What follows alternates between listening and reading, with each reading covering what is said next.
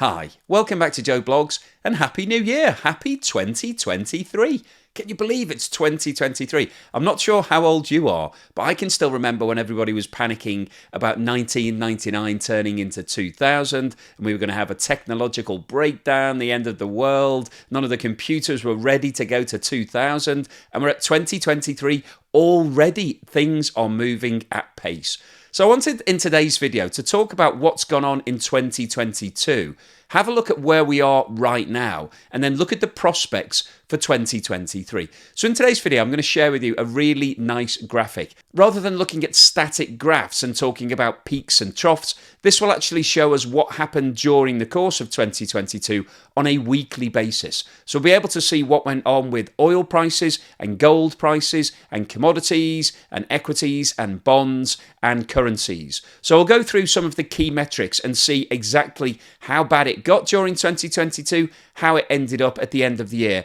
And then finally today I'll wrap up with my summary and tell you what I think the outlook is for 2023 and what all of the key issues are that the global economy is facing. So before we get started on all of that, if I could ask you for the first thumbs up of 2023, also, please subscribe if you haven't done so already. If you've been watching the videos for a while and you haven't done it yet, or maybe this is just the first time you've seen me, please subscribe because there'll be lots of really interesting data coming over the course of the next 12 months. And if you'd like to support the channel, please have a look below where you'll find links to YouTube Super Thanks and membership, as well as Buy Me a Coffee, Patreon and Amazon shopping links. And once again, I'd like to say thank you so much to everybody that supported me during 2022. Really appreciate it.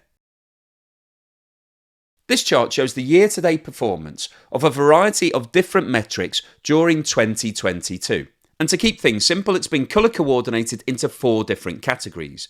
Commodities are shown in yellow, currencies are shown in grey, bonds are shown in red, and equities are shown in blue.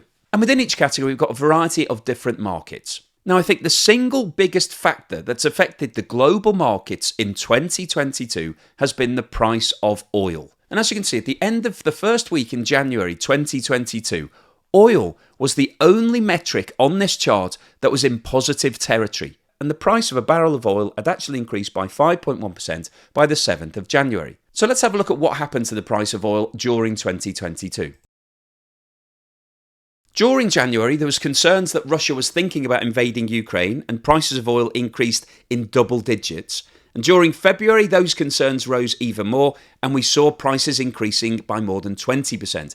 Now, following Russia's invasion of Ukraine on the 24th of February, prices took off. And in the week ending March 18, the price of a barrel of oil was up by 54% in 2022. Those prices did start to come down slightly in April. However, in May, we saw another surge in the price of oil. And on June the 10th, we saw a year high of 56.9% increase. Now, that peak actually represented a turn in the global markets. And from that point onwards, we saw a slowdown in the global economy. And as the economy slowed down, demand for oil decreased, and therefore the price of oil started to come back down. In July, we were broadly looking at a 35% increase in prices. In August, the increases were in the region of 25%. In September, those increases had dropped to around 15%. In October, prices bounced back again and rose above 20%. In November, prices were back down to around 15% increases. However, by December the 9th, we actually had a year-to-date fall in the price of oil of around 2.2%. And by December the 16th, we had a year-to-date increase of 1.6%. So you can see from that analysis that it's been a real roller coaster in terms of oil prices in 2022. We saw extreme highs following Russia's invasion of Ukraine. Those highs stayed for around 3 or 4 months. We then had a prolonged period of lower increases in prices. And by the end of the year, the price of oil has come back full circle to where it was at the start of this year.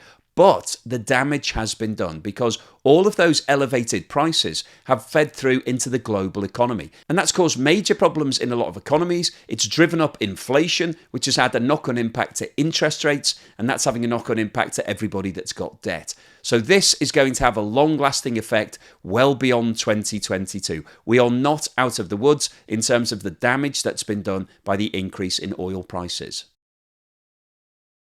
A common belief is that gold is a store of value. You will be safe if you put your money into gold. At times of uncertainty in other markets, go to gold. That seems to be the philosophy of a lot of investors. But let's see if that's actually true by looking at what happened to gold prices over the course of 2022. At the end of the first week of January 2022, the price of gold had fallen by 1.7%. And as you can see, that actually represents the fifth worst performance of all of the different metrics on this chart. Gold is ranked fifth from the bottom here. But keep your eye on it because it soon goes towards the top of this chart. If we run the metric, you can see that gold quickly became one of the best performing assets. The performance of gold soon moved into positive territory, and by February the 11th, the price of gold was up by 0.6%. It continued to perform well, and by the start of April, gold was the second best performing asset on this table, with an increase of 6.8%. However, this chart shows that gold is not immune to market volatility.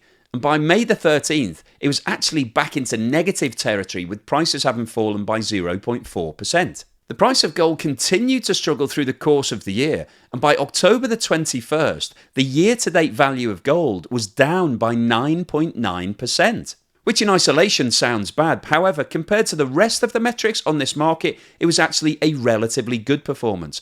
At that point, the only things that were in positive territory were oil and the US dollar. Now, the price of gold did recover towards the end of the year and ended 2022 down by 1.8%, which is a significantly better performance than the vast majority of other items on this list. So I think this shows that in relative terms, gold is a safe haven. However, there is no guarantee of any increase in value when you've got a year like 2022.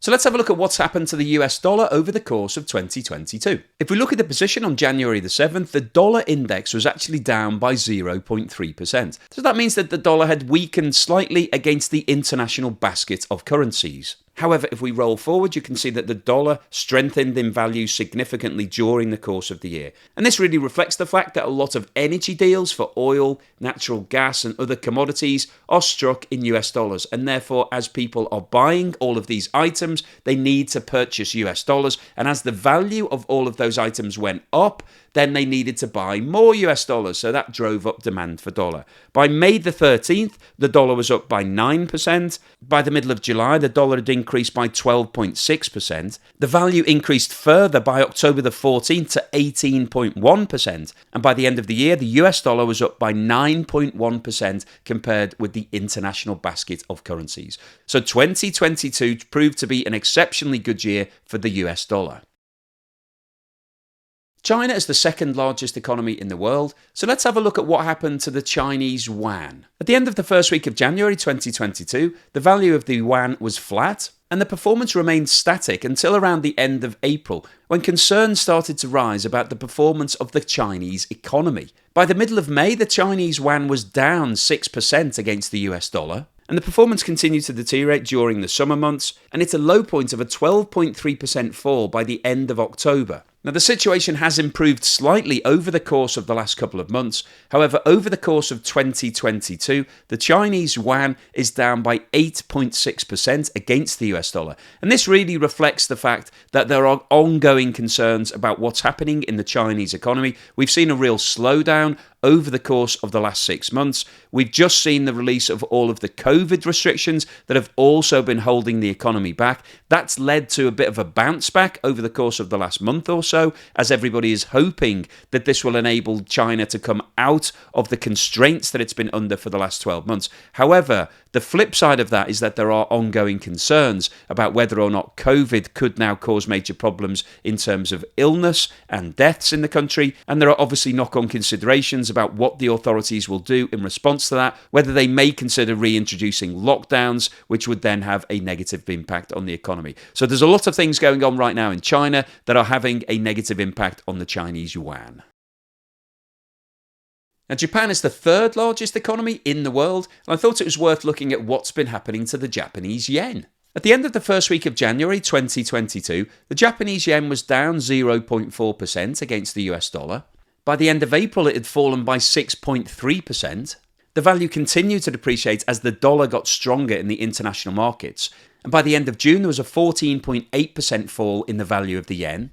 Unfortunately for Japan, the situation continued to deteriorate, and by the end of September, the Japanese yen was down by 20.5% against the US dollar. But over the course of the last few months, there has been a slight recovery, and by the end of December 2022, the Japanese yen was down 15.7% against the US dollar. So 2022 was a disastrous year for the Japanese yen. A 15.7% fall is bad news because Japan is importing a lot of energy products. It's a net importer of oil and other related products.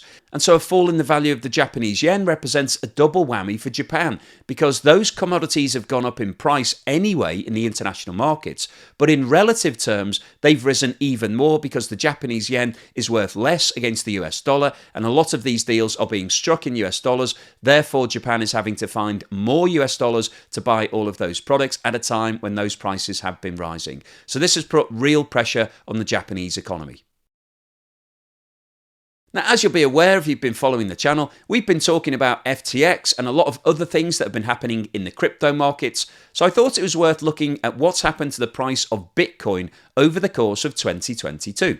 At the end of the first week in January 2022, the price of Bitcoin was down by 10.1%. And you can see that on this chart, it was the single worst performing asset by a considerable margin. Now, at the start of 2022, things actually improved significantly for Bitcoin, and by the end of March, the price of Bitcoin was down by 4.1%, which represented a significant improvement from where it was at the end of the first week. And actually, at that point, Bitcoin was the sixth best performing asset on this chart.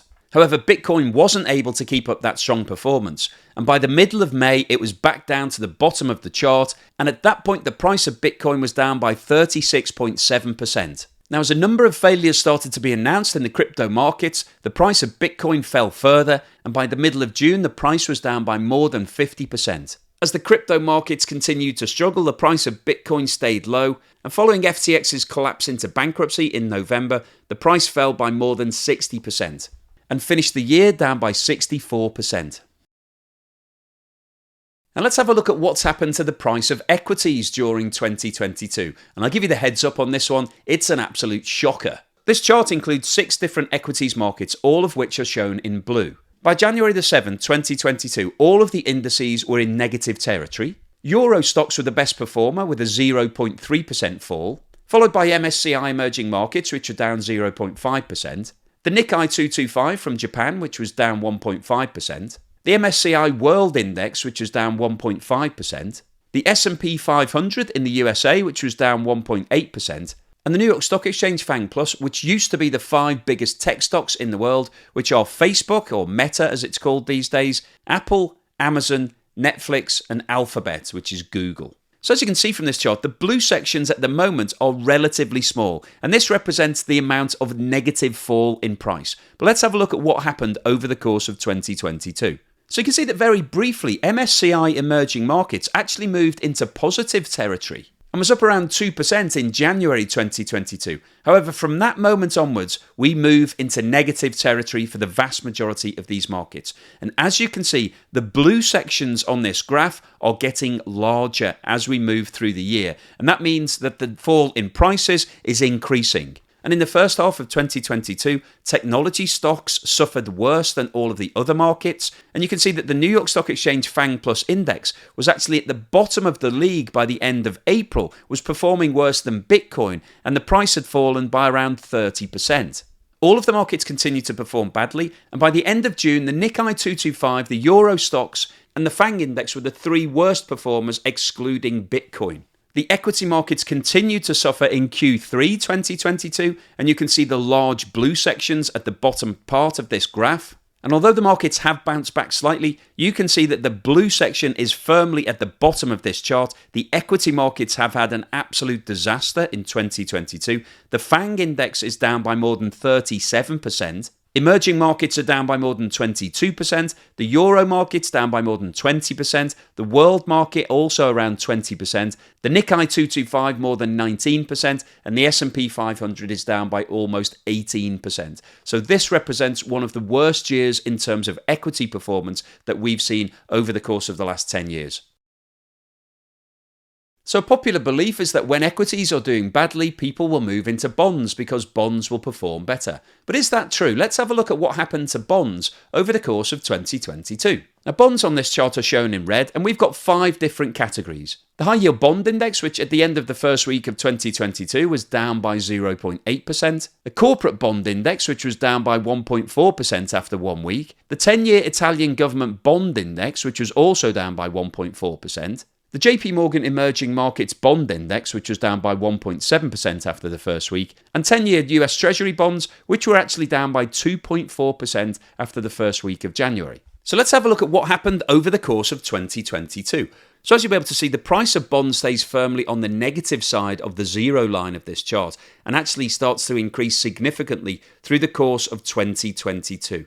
And this is one of the worst performing asset classes. By the end of March, the price of bonds had fallen by more than 6% in most categories, and the 10-year Italian government bond was actually down by more than 10%. At the end of the first half of 2022, prices were down by more than 11% for all categories, and the 10-year Italian bonds were actually down by 22% at that point. By the end of September, the best performing bond was the 10-year US Treasury bond, which was down 17.2%, and the 10-year Italian government bond was down by 34% at that stage. However, as interest rates have started to increase and money has started to be pulled out of the equity markets and out of the crypto markets, the performance of bonds has improved slightly, and by the end of the year, the best performing asset in this class was the high yield bond index, which is down by 12.5%. 10-year US Treasury bonds are down by 14.7%. JP Morgan Emerging Bond Index is down by 15.3%, as is the corporate bond index, and the 10-year Italian government bonds are down by 26.5%. So overall, an absolute shocker in terms of corporate bonds this year. If you'd have put any money into any of these bonds at the start of 2022, you would be significantly underwater right now. So what's the summary and conclusion today? Well, as I mentioned at the start of the video, 2022 has been an absolute nightmare if you're an investor. Wherever you put your cash, it's likely to be worth less now than it was at the start of the year. So basically, you'd have been better off keeping it in the bank, keeping it under your mattress, not investing it into anything, because all of these assets have come down. The only things that have increased in value year on year during 2022 are the US dollar and crude oil. The US dollar is up by 9.1% and crude oil is up by 1.6%. Everything else is down in value. So, where does that leave us? Does this mean that it's a buyer's market? Should you be investing money into all of these assets? Is it time to buy the dip? Come in, buy low, sell high, all of that good stuff? Well, to answer that question, you really need to look at the outlook for 2023. What's going to happen in the global economy? Are we looking at a bounce back? Is it going to be a great year? Is 2022 bad and 2023 good? Well, when you look at the fundamentals, I can't tell you that 2023 is going to be a good year because we've still got high levels of inflation, which is what we had at the start of 2022, and we were hoping that that would be addressed by increasing interest rates. But unfortunately, because Russia invaded Ukraine, we saw a spike in oil prices and other commodities, as we've talked about over the course of the last year. And what that did was drive inflation up further. So as a result of that, central banks all around the world have come out to try to tackle inflation by increasing interest rates. But the flip side of increasing interest rates is that it increases the cost of borrowing. So anybody who wants to take out a new loan or a new mortgage, it's going to cost more. And those cost increases start to feed through in terms of lower disposable income, both for companies and individuals. And when you have lower disposable income, people spend less, and therefore the economy grows at a slower rate and GDP starts to slow down. And that's exactly where we are right now. We've got interest rates that have risen dramatically over the course of the last 12 months all across the world. But we've still got high inflation, and it's likely that interest rates will continue rising as we go through in the first half of 2023. They may even continue rising all the way through 2023 if inflation doesn't come back under control. Now, most governments around the world have a target rate of inflation of 2%. If you look at where inflation's sitting now in most countries, it's well above that level. It's at 7, 8, 9, 10, even above 10% in many countries. So we've still got a lot more interest rate increases to come. and that's going to dampen down economic growth. It's likely that we'll see GDP growing at a much slower level in 2023 than originally expected. And there's also a strong probability that many countries around the world will go into recession. And if that happens, it will have a knock-on impact because, as I've mentioned before on the channel, the whole world is interconnected. So if one country goes into recession, that means that that country will buy less in terms of imports, and so all the countries who are exporting to that country will therefore sell less, their economy will slow down, and then they will buy less from the people that they're buying from, and so it goes on. And so there's a really big domino effect when countries start to slow down, and that's exactly where we are right now in the global cycle. So to answer the question of what's going to happen to bond markets and equity markets in 2023, that will be directly related to what's going on in the global economy. So if the global economy is slowing down, it's unlikely that we'll see a massive bounce back in all of those markets, because fundamentally equity prices are based on what's happening to corporate earnings and profits. So if everybody's slowing down, it means that companies will be earning less, their profits will be smaller, and therefore it's unlikely that their share prices are going to bounce back overnight. So unfortunately, the prospects for 2023 as it sits right now are fairly negative. The outlook is pretty grim. So I don't think we'll see a record bounce back in 2023, and I'll be surprised if we see a massive growth in equity values. And one factor that's worth mentioning is that the war in Ukraine is still going on. That conflict has had the single biggest impact on the global economy out of anything in 2022. And until it's resolved, we are going to see shockwaves continuing to occur. We'll see volatility in oil prices, commodity prices, natural gas, electricity, all of the fundamentals that feed through into the price of everything.